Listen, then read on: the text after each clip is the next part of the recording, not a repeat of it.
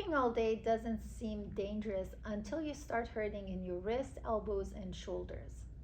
So what ends up happening is repetition, repetitive typing causes stress on the joints, on the tendons, especially when posture and ergonomics are off. So let's get into that. For one, tendonitis is more of an indication of an acute condition. The reality is most people have tendinosis, which is a chronic inflammation of the tendons. It just is a timeline thing. So what ends up happening is when you're typing for so long, when your ergonomics is wrong, when you don't sit to stand often, when you park yourself and you're there until some body part hurts, and that's when you decide, oh, I better take a break. What ends up happening is you end up collapsing yourself over your diaphragm. Your shoulders roll forward, your neck goes forward, and you're typing away. In this position, your shoulder joint, which is a ball and socket joint, ends up being compromised. When that's compromised, everything down the chain, that's your elbows, your wrists, your fingers, they all will start being pulled into the picture. The whole mechanics of movement gets compromised. So an overuse of your upper extremity causes fatigue, and the decline is just as I explained. So what's the first step in the right direction is you want to fix some of the things that feed the dysfunction, and then you have to go back and fix the dysfunction that you have to turn it into function. So how do we do that? You first start with ergonomics and the habits of your working daily behind devices. When it comes to your ergonomics, I'm sure you know this already, but let me repeat. The center of your monitor, laptop or desktop, need to be at your eye level, just slightly above your eye level.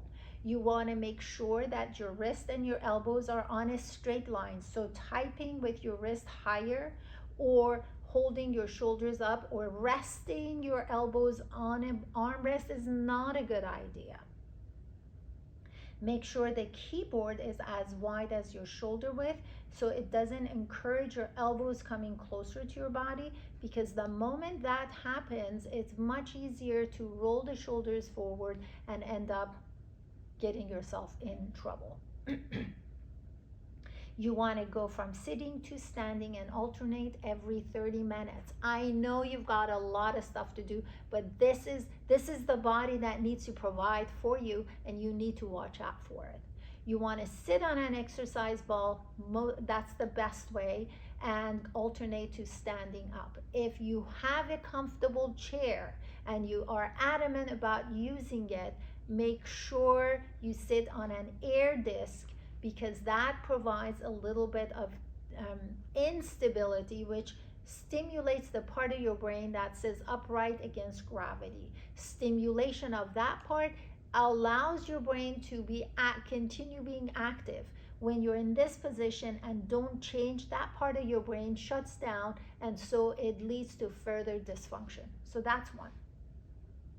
We use developmental exercises, the same exercises every walking human being on the planet Earth has done to get themselves from that infant stage to a running toddler stage. We all went through the same stages of development before we became stable enough to be on our feet and start walking and start balancing ourselves. This is how our body parts build stability. This is how our upper extremities connected with our trunk the proper way. So we're not going to come up with something new. We're not going to isolate an area to stretch it, to strengthen it. If your grip is compromised, it's not because you didn't do this exercise, it's because the basic mechanics is not in place.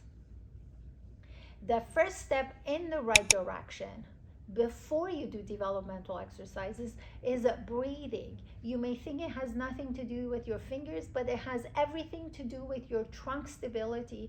And your trunk stability is absolutely essential for your upper extremities to function properly.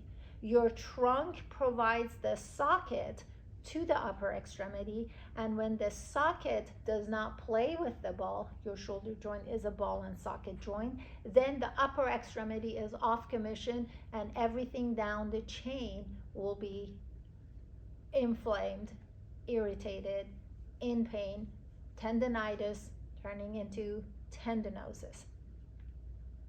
So some of the exercises that I recommend to my patients when it comes to using the upper extremities are what we all did at age 3 months with tummy time, what we did at late 3 months of in our development. Again, this is the push-up. It's what we did connecting our wraparound muscle, which is our serratus anterior, allowing the socket and the ball to move properly. It's all about functionality. And finally, a more advanced exercise, which is what we did around 8 months. It's an offshoot of what we did around 8 months of age with a twist. So let me show you how that's done. We first start with tummy time. Tummy time is when your shoulder blade and your arms get to talk to each other and they connect with the trunk, with the neck and mid-back. So you're going to be on your tummy, you're breathing biologically. If you had subscribed to my channel, you would have known how that's done. Make sure you subscribe and turn the notification bell on. We'll make sure we put it at the end of this video so you get to see. But breathing biologically is how we are to breathe to begin with. That's a given fact. We're going to use the inside of our elbows, pressing into the ground. As we do that, our shoulder blades slightly glide down our back. It's not shoving it back. You're pressing and gently activating the shoulder blades. You're on your forehead. As you're pressing the ground away with your elbows, you scrape your nose, get the tip off, look up another couple inches, you hold. That's the function of the back of the head muscles. Between the shoulder blades, there is a muscle that goes all the way on the side of the spine, connected to the back of the head. It's connected to every bone in the upper mid-back and the neck. It's going to glide the neck up. You don't look up. You just hold your head in place and glide the neck up as you're pressing your inner elbow. Then you turn your head to the side, slowly come back and go the other side. Now we move to the late 3 months. You move your fingers under the shoulders, so not above and not too far back, just under the shoulders. The top of the shoulders away from the ears. You scrape your nose, get the tip off, look up another couple of inches, hold between the shoulder blades, glide the neck up, top of the shoulders towards the elbows and elbows to the hands. Push the ground away and hold. Again, you go down.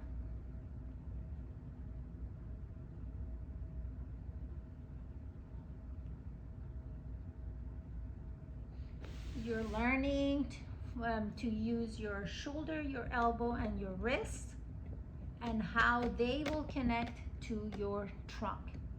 The next one is, it comes after other exercises I have done. Once again, if you have not subscribed to my channel, please make sure you do, because these exercises are all spelled out there. This is what we did at age 5 months. We're breathing biologically, the spine's on the ground. We're holding the imaginary exercise ball, only one arm is down. You bring one leg up, bring the other leg up. Spine is closed, the gap is closed. We're gonna rotate towards the camera as one piece. My legs did not run the show. I just tilted with my legs attached to the trunk. The bottom of the body, this against the floor, is lifted up.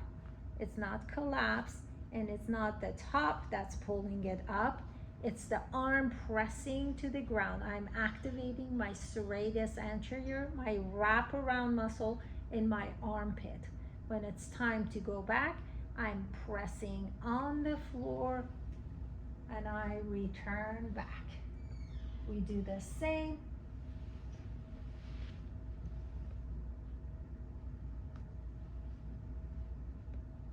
Like so. The last one that I want to show is what we all did at age 7 months. Once again, these are all spelled out on my YouTube channel.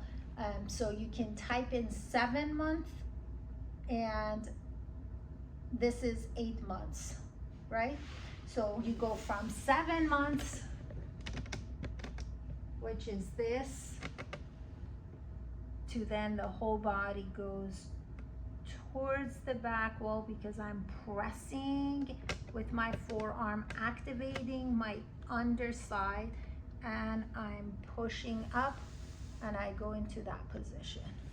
So once again, you go from this position, push away, lift up, and you go there.